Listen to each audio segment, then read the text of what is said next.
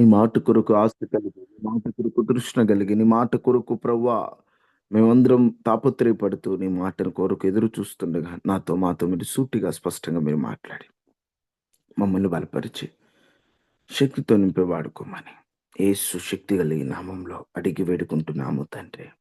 ఆమేన్. దేవునికి స్తోత్రాలు. ఈ ఉదయకాల ప్రార్థనలో ఈ విధముగా పాల్గొన్న మీ అందరికీ కూడా ప్రభు అయిన యేసుక్రీస్తు నామంలో నా హృదయపూర్వకమైన వందనాలు. దేవుడు మిమ్మల్ని దీవించునుగాక. కొద్ది నిమిషాలు చిన్న వర్తమానాన్ని మీతో పంచుకొని త్వరగానే నేను ఈరోజు మిమ్మల్ని వదిలిపెట్టాలనుకుంటున్నాను. బైబిల్లో క్రొత్త విషయాన్ని నేర్చుకుంటూ వస్తున్నాం. వాటిల్లో 2వ దినవృత్తాంతముల గ్రంథం వరకు మనం నేర్చుకున్నాం. ఆ 2వ దినవృత్తాంతముల గ్రంథాల యొక్క ముఖ్యమైనటువంటి ఉద్దేశం మీకు అర్థమైతే చాలు. ఈ పూట మనం నేర్చుకోబోతున్నటువంటి పుస్తకము యెజ్రా గ్రంథము. మొత్తము 10 అధ్యాయాలు యెజ్రా గ్రంథంలో రాయబడి ఉంటాయి. దినవృత్తాంతముల గ్రంథము జరిగిన తర్వాత ఏ పరిణామాలు జరిగాయో ఈ యెజ్రా గ్రంథంలో రాయబడి ఉంటది.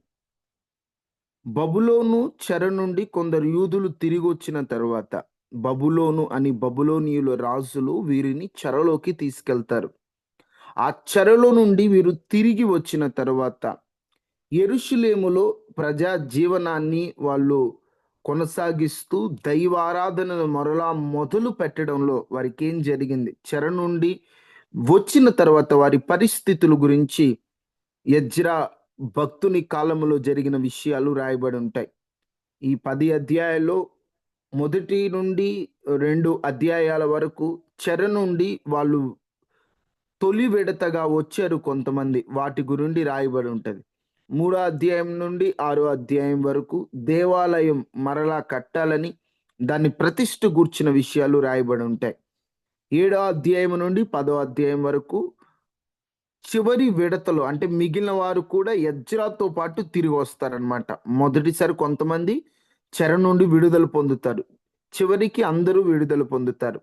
వాటికి సంబంధించిన విషయాలే ఈ యెజ్రా గ్రంథంలో రాయబడి ఉంటాయి. యెజ్రా గ్రంథాన్ని చదువుతున్నప్పుడు తికమక పడవలసిందేమీ లేదు. వారు చెరల నుండి బయటకు వచ్చాక జరిగిన పరిస్థితుల గురించి యెజ్రా గ్రంథంలో రాయబడి ఉంటాయి. అది యెజ్రా గ్రంథం యొక్క చిన్న పరిచయం. మిమ్మల్ని అడుగుతున్నటువంటి బైబిల్ ప్రశ్న,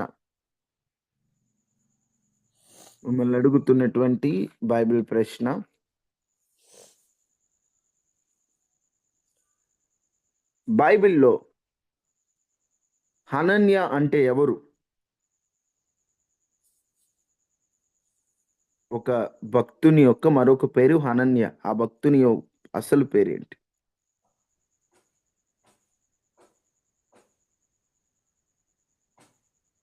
ఆ ప్రశ్న అర్థమైందా?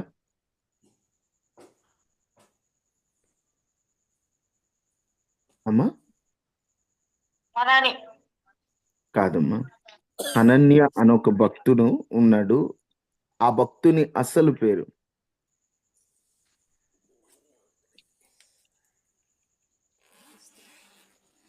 నా ప్రశ్న అర్థం కాలేదా?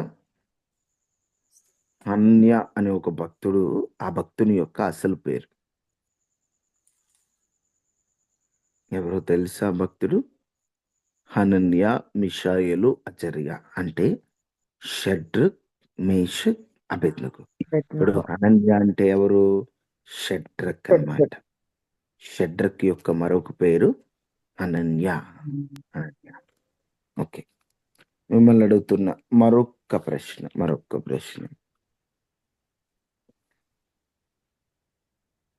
కెరూబులను సెరాపులను పరిశుద్ధుడుగా కొనియాడబడుతున్నటువంటి సర్వాధికారి అయిన దేవుణ్ణి దర్శనంలో చూసింది ఎవరు? యెషయా ప్రవక్త. Very good. నెక్స్ట్, యోహాను సువార్తలో మిమ్మల్ని అడుగుతున్నటువంటి బైబిల్ ప్రశ్నలు.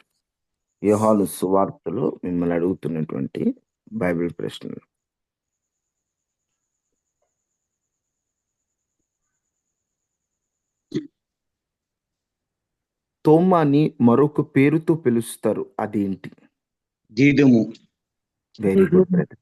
దిదుమ అనబడిన తోమ. దిదుమ అనబడిన తోమ.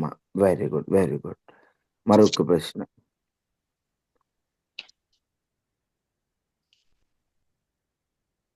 గొల్గతా అనగా కపాల స్థలము. ఆ గొల్గతా అనేటువంటిది ఏ భాషకు చెందినది? ఆ పదం యేసుక్రీస్తు ప్రభు వారిని సిలువలో ఉంచిన గొల్గతా.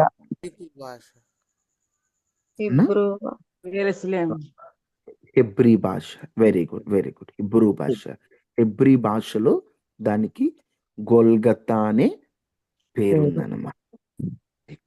మీరు యోహాను సువార్తని 2 సార్లు పూర్తి చేసేసారు. చాలా మంచిది. గ్రూపులో ఉన్న వారందరూ చదువుతున్నారు అనుకుంటున్నాను. ఈసారి బైబిల్ ఎగ్జామ్‌లో అందరూ పాల్గొనాలి. చాలా ఈజీగానే పేపర్ ఇచ్చేసాను. అందరూ చక్కగా ప్రతి ఒక్క ప్రశ్నకు జవాబులు రాయాలి. ఇప్పుడు మిమ్మల్ని అడుగుతున్న ప్రశ్నలేమి కాదు. జస్ట్ మీ యొక్క యోహాను సువార్త మీద ఒక గ్రిప్ రావాలని ఇవన్నీ అడుగుతూ ఉన్నానన్నమాట. సరే, మనం ఇక దేవుని వాక్యాన్ని ఆలకిద్దాము. అందరూ జాగ్రత్తగా వినండి. మనం దేవుని వాక్యాన్ని ఆలకిద్దాం. Praise the lord. ఒక చిన్న విషయాన్ని మీతో పంచుకోవాలని నేను ఆశపడుతున్నాను. ఒక మనిషికి దేవుడు మంచి సువర్ణ అవకాశాలు ఇస్తున్నాడు. కానీ మనిషి తొందరపాటును బట్టి, ఆవేశాన్ని బట్టి, ఆతురతను బట్టి, అపార్థాన్ని బట్టి, ఇచ్చిన దాని విలువ తెలుసుకోలేకపోవడాన్ని బట్టి దేవుడు మంచియే ఇస్తున్నాడు, కానీ మానవుడు దాన్ని నాశనం చేసుకుంటున్నాడు. అలా బైబిల్‌లో కొందరున్నారు. దేవుడు వారికి శ్రేష్టమైనవి ఇచ్చాడు. వారు దాన్ని వాడుకోవటం వారికి చేత కాలేదు. అందుకనే వారి జీవితంలో ఎన్నో శ్రమలు అనుభవించారు. ఈరోజు మన జీవితంలో కూడా దేవుడు ఎన్నో శ్రేష్టమైనవి మనకిస్తూ ఉంటాడు. వాటిని ఎలా ఉపయోగించుకోవాలో మనకి తెలియక, వాటిని చేతులారా మనమే పోగొట్టుకొని, నిజం చెప్పాలంటే క్రైస్తవుని ఎవరు శపించినా ఆ శాపము క్రైస్తవుడి మీదకి రాదు. ఎవరైనా అన్యులొచ్చి రేయ్ నువ్వు నాశనం అయిపోతావురా అంటే శాపం నీ మీదకి రాదు. క్రైస్తవుణ్ణి శపించే అధికారం ఎవరికీ లేదు. విచిత్రం ఏందంటే క్రైస్తవుడే తను చేసిన కొన్ని పనుల ద్వారా తానే శాపాన్ని క్రియల ద్వారా కొని తెచ్చుకుంటాడు తప్ప, ఒకరు అంటే మన మీదకి శాపం రాదు. ఎందుకంటే యేసుక్రీస్తు రక్తము చేత కడగబడి ఉన్నాం కాబట్టి. మనమే చేతులారా కొన్నిటిని పోగొట్టుకొని మన జీవితాన్ని నాశనం చేసుకుంటా ఉంటాం. చాలా తొందరపాటుతో దేవుడిచ్చినటువంటి కొన్నిటి విలువ మనం తెలుసుకోలేకుండా ఉంటాం. ఒక మాటలో చెప్పాలంటే దేవుడు ఇజ్రాయేలు ప్రజలను విలువైనటువంటి కనాను దేశానికి తీసుకెళ్లాలని, పాలు తేనెలు ప్రవహించే దేశంగా అది పిలువబడింది. పాలు తేనెలు అంటే కొదువ ఉండదక్కడ. ధాన్యమునకు సమృద్ధి, అక్కడ వర్షమునకు సమృద్ధి, పంట పొలములకు సమృద్ధి, సమృద్ధి అయినటువంటి కనాను. ఐగుప్తు ఆ ప్రాంతము, వారు ప్రయాణించినవంతా కూడా ఇసుక నేలలు, ఎడారులు. అక్కడ సరైన పంట లేదు, అక్కడ సరైనటువంటి లాభము లేదు. అంత సమృద్ధి లేని ప్రాంతం. ఆ ప్రాంతము నుండి కనానుకి సాదృశ్యం సమృద్ధి కలిగినటువంటి ప్రాంతానికి దేవుడు తీసుకెళ్దామని వారందరినీ బయలుదేరేటట్లు దేవుడు చేశాడు. మంచి అవకాశం వారికి ఉంది, కనానుకు చేరుకునే అవకాశం. ఏమైంది?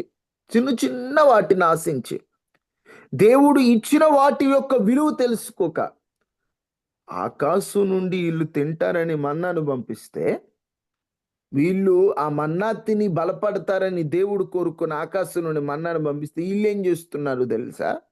మాకేంటి మన్నా, ఎప్పుడు ఆ ఉల్లిపాయలు కీరకాయలేనా, మాకు ఇది కావాలి అది కావాలని దేవుడు ఇచ్చినది వాల్యూ ఎంతో అర్థం చేసుకోక, అది కావాలి ఇది కావాలని ఇష్టం వచ్చినట్టు తిని వాళ్ళు కనానుకు వెళ్ళక ముందే ఒక యెహోషువ కాలేబు తప్ప ఒక తరం అంతా ముగిసిపోయిందండి. మిగతా వాళ్ళ తర్వాతి తరం వచ్చారు కానీ వాళ్ళు ఎవరు రాలేదు. బయలుదేరిన వాళ్ళందరూ రాలేదు, ఒక యెహోషువ కాలేబు తప్ప. దేవుడు వారికి విలువైన కనానును సిద్ధపరిచి వారిని ప్రయాణం చేసేటట్లు చేస్తే అరణ్యంలో ఆకులు రాలినట్లు రాలిపోయారు. ఏంటంటే ఏది అవసరమైందో తెలుసుకోవట్లే, ఏది విలువైందో తెలుసుకోవట్లే, ఏది మనకు ముఖ్యమో అర్థం కావట్లే. తప్పిపోయిన కుమారుడు తప్పిపోవడానికి ముఖ్య కారణం తనకు అవసరమైంది ఏదో తనకు అర్థం కాల. తాను అనుకున్నాడు నా తండ్రి ఆస్తిలో భాగం నాకు అవసరం అని, అదే నాకు ముఖ్యం అనుకున్నాడు. కానీ చివరికి తనకు అర్థమైంది ఏంటంటే ఇది కాదు నాకు ముఖ్యం, నాకు ముఖ్యమైనది వేరొకటి ఉంది, నేను అది గ్రహించలా. ఈరోజు మనం కూడా దేవుడు మనకి ఎన్నో శ్రేష్టమైన ఆశీర్వాదాలు ఇవ్వాలని దేవుడు మనల్ని జ్ఞాపకం చేసుకుంటూ మన పట్ల ఒక ప్రణాళిక కలిగి ఉంటే మనం ఏం చేస్తున్నామంటే అల్పమైన వాటిని ఆశించి, విలువ లేని వాటిని ఆశించి, ఉపయోగము లేని తాత్కాలికమైన సుఖములు ఆశించి మనము మన జీవితాన్ని సాతానుకు అప్పగించుకుంటున్నాం. మేము జాగ్రత్తగా అందరూ వాక్యాన్ని వినండి, అటు ఇటు తిరగొద్దు. ప్రతి ఒక్కరూ కూడా స్పష్టంగా దేవుడి మాటలు వినండి. మీ అందరికీ తెలిసిన మాటలే, భారముతో చెప్తున్నాను.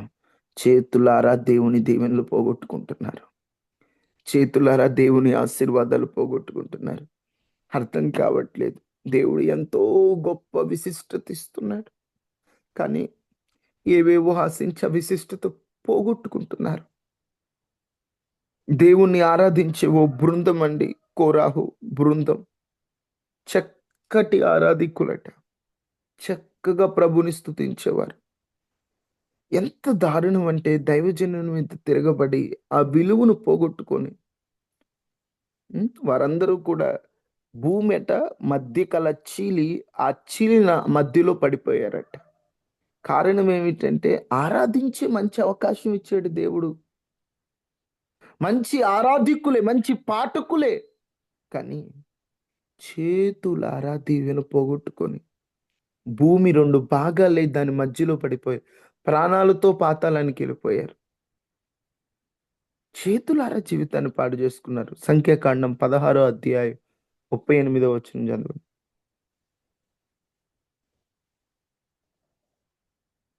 పాపము చేసి తమ ప్రాణములకు ముప్పు తెచ్చుకొనిన వీరి ధూపార్తులను పాపము చేసి ప్రాణములకు ముప్పు తెచ్చుకొనిన వీరి దుపార్తులను తీసుకొని బలిపీఠమునకు కప్పుగా వెడల్పైన రేకులను చేయవలెను. వెడల్పైన రేకులను చేయవలెను. పాపము చేసి ముప్పును తీసుకొచ్చుకున్న వీరట. చూడండి, దేవుడు ఎంతో శ్రేష్టమైన వరమును, ఆశీర్వాదాన్ని వాళ్ళకి ఇచ్చాడు. వారు వాస్తవంగా వారంతా మంచి గాయకులట, మంచి ప్రభుని స్తుతించేవారట. ఆ గుంపు నుండి పాతాళానికి వెళ్ళి గుంపులోకి వెళ్ళిపోయారు. చేతులారా ఎంత దీవెన పోగొట్టుకున్నారు, ఎంత ఆశీర్వాదం పోగొట్టుకున్నారు. తొందరపాటు కోరాహు వారు పాడిన ఒక కీర్తన కూడా బైబిల్లో కనపడదు. కోరాహు కుమారుల కీర్తనలు కనిపిస్తాయి. అంటే వారు కీర్తనలు పాడేవారు, కానీ ఆ కీర్తనలు బయటికి రాలేదు. కారణం ఏంటంటే వారు పాపం చేసి వారు ముప్పు తెచ్చుకున్నారు. దేవుడు శ్రేష్టమైన వరం వారికి ఇచ్చారు, కానీ వాడుకోవటం వారికి తెలియలేదండి. ఈరోజు మన వాళ్ళు కూడా అలాగనే ఉన్నారు. దేవుడు బిలాము అనేటువంటి ఒక ఆయనకి మంచి ఆశీర్వాదం ఇచ్చాడు. చూడండి అదే మాట సంఖ్యాకాండం 31:8.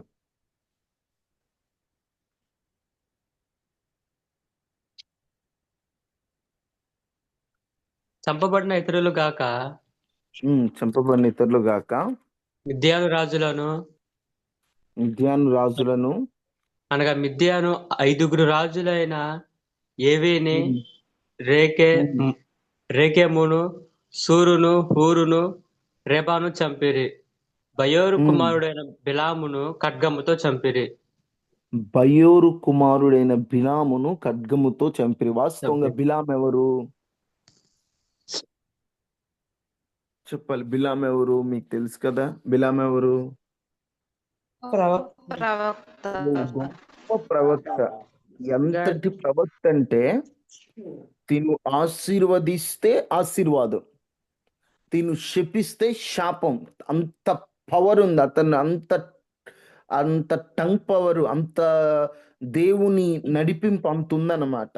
ఈయన ఏది పలికితే అది జరిగిపోద్ది. అంత గొప్ప ప్రవక్త. బెయోరు కుమారుడైన బిలామును ఎలా చంపారట? ఖడ్గముతో. ఖడ్గముతో. ఖడ్గముతో చంపేశారు. అంత గొప్ప ప్రవక్త అంత దారుణంగా ఎలా చంపబడ్డాడు? అది హతసాక్షుల సమయం కూడా కాదు కదా. ఆ సమయంలో ఎందుకు చంపబడ్డాడంటే, దేవుడు ఒక మంచి వరాన్ని ఇచ్చి దేవుని కొరకు వాడపడడం అంటే, ఎవరో వచ్చి బహుమానాలు ఇస్తానంటే బహుమానాలకై ఆశపడి దేవుని ప్రజల్ని శపిద్దాం అనుకున్నాడండి. దేవుడు విలువైన వరం ఇచ్చాడు, వాడుకోవడం చేతకాల, ఖడ్గంతో చంపబడ్డాడు. నీకు దేవుడు చాలా విలువైనవి ఇచ్చాడు, వాడుకుంటున్నావా? చక్కగా పాటలు పాడే వరాన్ని ఇచ్చాడు, వాడుతున్నావా? వాక్యాన్ని చదివే చెప్పే వరాన్ని ఇచ్చాడు, చెప్తున్నావా? ప్రార్థన చేసే వరాన్ని ఇచ్చాడు, గంటలు గంటలు చేస్తున్నావా? నీకెన్నో ఇచ్చాడు, నువ్వు వాటిని అర్థం చేసుకోకుండా ఏవేవో ఆశించి చివరికి ప్రాణం మీదకి ముప్పు తెచ్చుకుంటున్నావేం? అలా కూడా ముప్పు తెచ్చుకొనే బిలాం అలా అయిపోయాడు, అలా ముప్పు తెచ్చుకొనే కోరాహు వారు అలా అయిపోయారు. ఒక ఆయనేమో మంచి పాటల బృందానికి చెందిన ఆయన, ఒక ఆయనేమో గొప్ప ప్రవక్తగా పిలువబడిన ఆయన. అబ్బా, ఎంత దీవెన పోగొట్టుకున్నారండి, ఎంత దీవెన పోగొట్టుకున్నారు. ఇజ్రాయేలు ప్రజలు మాకు రాజు కావాలన్నారు. సరే అని దేవుడు సౌలుని రాజుగా, ఎన్నిక లేని గోత్రం నుంచి, పనికి రాని గోత్రం నుంచి, అప్పటికి లెక్కలో లేని గోత్రం గురించి, ఆ గోత్రం నుండి దేవుడు ఎన్నుకున్నాడు. వాస్తవంగా ఆ గోత్రాన్ని విలేశాడు. ఆ గోత్రంలో నుండి దేవుడు ఎన్నుకున్నాడు సౌలుని. సౌలుని అధికారిగా ఎన్నుకున్న తర్వాత ఎంత దారుణంగా సౌలు చనిపోయాడంటే, దేవుడు మంచి అవకాశాన్ని ఇచ్చాడు రాజుగా, నిలబెట్టుకోలేకపోయాడు. అవకాశాన్ని అందిపుచ్చుకోవడం గొప్పతనం కాదు, ఇచ్చిన అవకాశాన్ని నిలబెట్టుకోవడం గొప్ప. ఈ సౌలుకి దేవుడు మంచి అధికారం, రాజు అధికారం ఇచ్చాడు. తొందరపడి ఒక ప్రాంతానికి వెళ్ళి అందరినీ చంపై నువ్వేం తెచ్చుకోవద్దంటే, దేవుడు వద్దన్న ప్రాంతంలో, దేవుడు చంపేమన్న ప్రాంతంలో, అది మంచిది కాదన్న ప్రాంతంలో బాగున్న కొన్ని గొర్రెలు మేకలు తెచ్చుకున్నాడట. అది మొత్తం శపితమైందంటే దాంట్లో బాగుంది ఎక్కడదే? ఎన్నోసార్లు మీతో అన్నాను, సినిమా అంటేనే పాపోరా అంటే దాంట్లో మంచి తీసుకుంటానంటాడు. మనిషి మైండ్ మంచి తీసుకోవాలి అనేది ఉండదండి. మీరు చూడండి, సినిమాలో మంచి జనాల్లోకి ఎక్కువ వెళ్తుందా, చెడు జనాల్లోకి ఎక్కువ వెళ్తుందా? సినిమాల్లో ఆడపిల్లకి కష్టం వస్తే వచ్చేసి కొట్టేసి మొత్తాన్ని ఒక గుద్దురు గుద్దాడంటే వాడు పోయి 1 కిలోమీటర్ దూరం పడతాడు.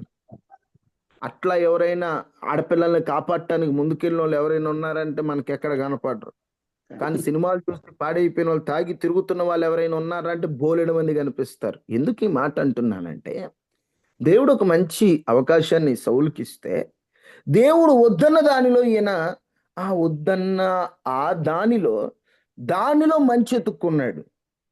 అలాగనే దేవుడు మనకి ఎంతో అధికారాన్ని, ఎంతో గొప్ప అవకాశాన్ని, క్రైస్తవులుగా రాజులుగా బ్రతికే అవకాశాన్ని దేవుడు మనకిస్తే, చిన్న చిన్న స్వల్పమైన సుఖాల కోసం, చిన్న చిన్న లోకపరమైన పాపాల కోసం, చిన్న చిన్న వాటి కొరకు దేవుడిచ్చిన గొప్ప అధికారాన్ని మనం ఎక్కడ దుర్వినియోగం చేసుకోకూడదు. ఎంత గొప్ప రాజుగా ఉండాల్సిన వాడు చివరికి ఎట్లా చనిపోయాడో తెలుసా? 2 సమూయేలు గ్రంథం 1వ అధ్యాయం 8-10 వరకు.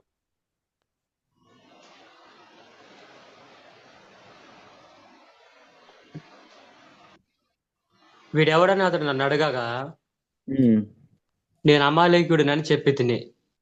ఉమ్, అతడు, నా ప్రాణం ఇంకా నాలో ఉన్నది గాని తల త్రిప్పు చేత నేను బహు బాధపడుచున్నాను. ఉమ్, నీవు నా దగ్గర నిలువబడి నన్ను చంపమని సెలవయ్యగా, ఉమ్, ఇలాగ పడిన తర్వాత అతడు బ్రతుకుడని నేను నిశ్చయించుకొని ఉమ్. అతని దగ్గర నిలిచి అతన్ని చంపి తిని. అతని దగ్గర నిలిచి అతన్ని చంపి చంపి తిని. తిని ఎంత దారుణంగా చనిపోతాడంటేనండి, అసలు ఒక రాజు అయ్యుండి అంత ఘోరాతి ఘోరమైన మరణాన్ని సౌలు రుచి చూచాడంటే కారణం దేవుడు మంచిది ఇచ్చాడు ఆయనకి పొజిషన్. నిలబెట్టుకోలేకపోయాడు. నిలబెట్టుకోలేకపోయాడు. ఈరోజు దేవుడు నీకు చాలా మంచి పొజిషన్ ఇచ్చాడు. నిలబెట్టుకోలేకపోతావా? చేతులారా దీవెన పోగొట్టుకుంటావు. ఈరోజు నువ్వెలా ఉన్నావు? ఏది నీలో ప్రార్థన? దేవుడు నీకొచ్చిన పొజిషన్‌కి తగ్గట్టు నువ్వు ఎంతవరకు నువ్వు కష్టపడుతున్నావు? అన్యజనుల నుండి నిన్ను వేరుపరిచి రక్షించుకున్నాడు. ఏం కుటుంబం కోసం ప్రార్థన చేయడం ఈ మధ్య తగ్గింది? నీ పరిస్థితులు బాలేదు. నీ కష్టం ఎక్కువైపోతుంది. నీ సమస్యలు ఎక్కువైపోతున్నాయని నీ కుటుంబం కొరకు నువ్వే మొరపెట్టకపోతే ఇంకెవరు మొరపెడతారు? నీ వారి కొరకు దేవుని సన్నిధిలో మొరపెట్టి కన్నీరు కార్చకపోతే ఇంకెవరు కన్నీరు కారుస్తారు? పరిస్థితులేవి బాలేదు. అందుకని దేవుడిచ్చిన అవకాశాలను వాడుకుందాం. దేవుడిచ్చినటువంటి అవకాశాలను మనందరం ఉపయోగించుకుందాం. ఇలా చెప్పుకుంటూ పోతే ఎంతమంది నా మెదడులో తిరుగుతున్నారంటే, వాస్తవంగా నేను త్వరగా ముగిద్దాం అనుకున్నాను. తొందరగా చెప్తున్నాను. ఎంతమందున్నారంటే, దేవుడు ఒక మంచి గోత్రంలో పుట్టించాడు ఆకానుని. మంచి గోత్రం. దేవునితో అన్యోన్యతగా ఉండాల్సిన గోత్రం. చెయ్యరాని పని చేశాడండి. నువ్వు యోధా గోత్రంలో పుట్టినోడు నువ్వు ఎట్లా ఉండాలా? ప్రత్యేకింపబడిన వాడై ఉండాలి. దానిలో చేయరాని పని చేసి ధనమును దొంగిలించి దాచిపెట్టుకున్నాడండి. చివరికి ఏమైందంటే ఆకాను ఆకూరు లోయలోకి వెళ్ళాడు. ఆకూరు అంటే శ్రమలోయ అని అర్థం. ఆకాను శ్రమలోయలోకి వెళ్ళిపోయాడు. రాళ్ళతో కొట్టబడ్డాడు. అగ్నితో కాల్చబడ్డాడు. కారణం దేవుడు ఒక మంచి అవకాశాన్ని ఇచ్చాడు. కానీ నిలబెట్టుకోలేకపోయాడు అంతే. నిలబెట్టుకోలేకపోయాడు. దేవుడు తన శిష్యులుగా ఉండే అధికారాన్ని యూదాకి ఇచ్చాడు. మంచి అవకాశం దేవుడు ఇచ్చాడు. చాలా మంచి ఆపర్చునిటీ. ఎంతోమంది 70 మంది శిష్యులు వచ్చారు. ఇంకా వచ్చారు. కానీ మిగిలినోళ్ళు 12 మందే. జల్లెడ పట్టంగా మిగిలింది 12. ఆ 12 మందిలో ఒకడు ఇస్కరియోతు యూదా. మంచి అవకాశం. కానీ ఏమైంది? దేవుడిచ్చిన అపోస్తలత్వాన్ని వదిలి ధనమును ఆశించాడు. యూదా నడిమికి బద్దలై పేగులు బయటకు వచ్చి చనిపోయాడంటే. దేవుడు మంచి అవకాశాన్ని ఇచ్చాడు. ఒకవేళ యోధా గనక ఉండుంటే ఎంతో గొప్పగా వాడబడి ఉండేవాడేమో. ఒక దైవజనుడు అంటాడు, పౌలు గారి అభిషేకం యోధా అభిషేకం అంటాడు. యోధా గనక మారుంటే పౌలు గారిలా వాడబడేవాడు. యోధా చనిపోయాడు కాబట్టి అభిషేకం దేవుడు పౌలు గారిని వాడుకున్నాడు అలాగా అంటారు. అంత గొప్పగా ఉండాల్సినోడండి. కానీ ఏందో దారుణంగా చనిపోయాడండి. దేవుడు ఒక మంచి ఇచ్చాడండి. కాపాడుకోలేకపోయాడంతే. అపోస్తులు ప్రారంభ కాలంలో చక్కటి ఆత్మీయులు ఉన్న కాలం. ఏముందిలే అనుకోని అననీయ సప్పీరా దైవజనుని మోసం చేశారండి. మాట్లాడుతుండగానే ప్రాణం పోయిందంతే. మంచి అవకాశం ఇచ్చాడు దేవుడు ఆనాటి అపోస్తులుగా ఉండే అవకాశం. కానీ కాపాడుకోలేకపోయారే.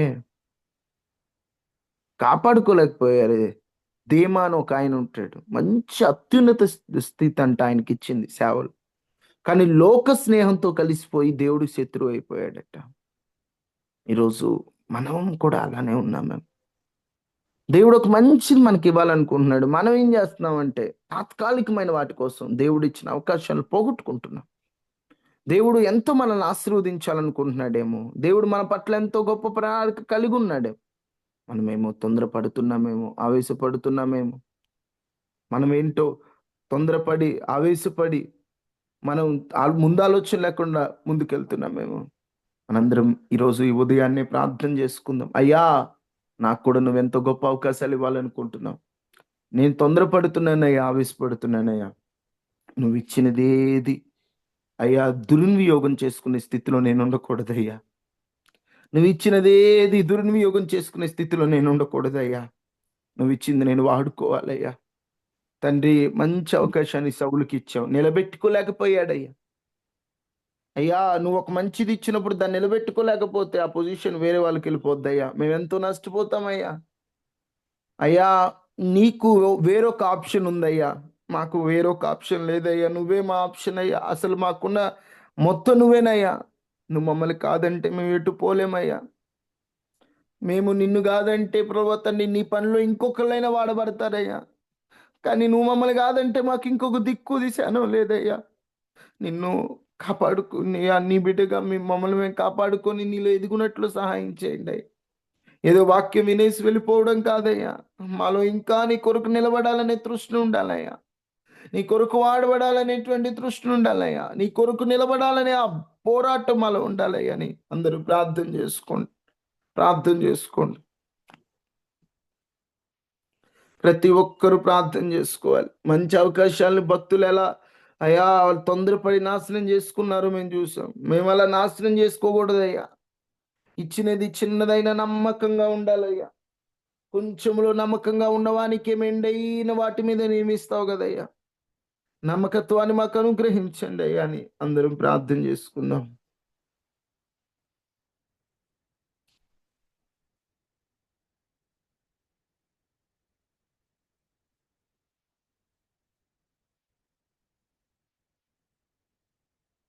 మహాపరిశుద్ధుడ, మహోన్నతుడు అయిన దేవ, దయగలిగిన రాజా, కృపగల తండ్రి, నీకు వందనాలు. ఈరోజు మాతో మాట్లాడిన మాటలు బట్టి స్తోత్రాలు అయ్యా. నువ్వు మంచి అవకాశాన్ని ఇస్తే మానవులము తొందరపడి ఆ ఇచ్చిన వాటిని మా క్రియల వల్ల మేము పోగొట్టుకుంటున్నామేమో, మమ్మల్ని క్షమించండి. ఈరోజు ప్రభువా తండ్రి, ఉదయకాల ప్రార్థనలో పాల్గొన్న వారందరినీ జ్ఞాపకం చేసుకోండి. అనారోగ్యంతో ఉన్న వారికి స్వస్థత ఇవ్వండి. ఆర్థిక ఇబ్బందులను వారికి కొట్టివేయండి. ప్రతి ఒక్కరిని సహాయం చేయండి. యూత్ మీటింగ్కి అందరూ రావడానికి సహాయం చేయండి. ఎవరైతే యూత్ మీటింగ్ నిమిత్తం అయ్యా తండ్రి వారికి ఉన్న దానిలో గుప్పెలు విప్పి ఉన్నారో వారిని జ్ఞాపకం చేసుకోండి. అయా ఇచ్చిన వారైనా ఇవ్వని వారైనా అందరూ నీకు సమానమైన ఆయన ప్రభువా తండ్రి, అందరిని మీరు ఆశీర్వదించండి అయ్యా. ప్రభువా తండ్రి, మీరే మీటింగ్ని ఘనంగా జరిగించండి అయ్యా. ప్రతి విషయంలో సహాయం చేయండి. జనములను విపరీతముగా విస్తారంగా నడిపించండి. అంత ఘనముగా జరిగించండి, మహిమకరంగా జరిగించండి అయ్యా తండ్రి. అయ్యా మా ప్రయాణాల్లో తోడుగా ఉండండి. ఈరోజు మా ఇంటి చుట్టూ అయ్యా కంచె వేసి వైరస్లు, అనారోగ్యాలు మా ఎవ్వరి గృహాల చుట్టూ రాకుండా మా ఇంటి సభ్యుల చుట్టూ కూడా మీ కంచె వేయమని, కలిగి ఉన్న వాటన్నిటి చుట్టూ కంచె వేయండి. నీ బిడ్డలకున్న సమస్యలు తొలగించండి, ఇబ్బందులు తొలగించండి, కన్నీటిని తొడవండి అయ్యా. ఎవరెవరు ఏ పరిస్థితిలో వచ్చారో ఎరిగిన దేవుడు అయ్యా, వారికి మీరు తోడుగా ఉండమని, నీ పిల్లల పక్షాలు మీరుండి అద్భుతం చేయమని, మీరు సహాయం చేయమని యేసు నామములో అడిగి వేడుకొని ఉన్నాము తండ్రి, ఆమేన్. తండ్రి అయిన దేవుని ప్రేమ, కుమారుడైన యేసుక్రీస్తు వారి కృప, పరిశుద్ధాత్మ నిన్న సహవాసం మనకి మన కుటుంబానికి ఎల్లప్పుడూ ప్రభు కృప తోడైండును గాక. ఆమేన్. ఆమేన్. ఆమేన్. ఈ రోజు త్వరగానే ముగించనమ్మా. వీలైతే ఏకాంత ప్రార్థనలో ఉండండి. యథావిధిగా ఇక అనుదిన ఉదయకాల ప్రార్థనలోకి రండి.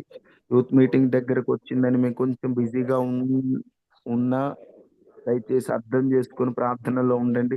ఆల్మోస్ట్ ఇక దూర ప్రాంత ప్రయాణాలు అయిపోయాయి కాబట్టి అనుదిన వర్తమానాన్ని కూడా మీకు అందిస్తాము.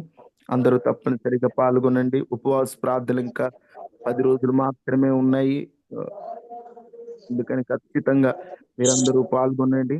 ఆ, సాయంత్రం జరిగే ఉపవాస ప్రార్థనల్లో అందరికీ వందనాలు. యూత్ మీటింగ్ కా అందరూ సిద్ధపడండి. అందరూ రావడానికి ప్రయత్నం చేయండి. అందరికీ వందనాలు. May God bless you. దేవుడు మిమ్మల్ని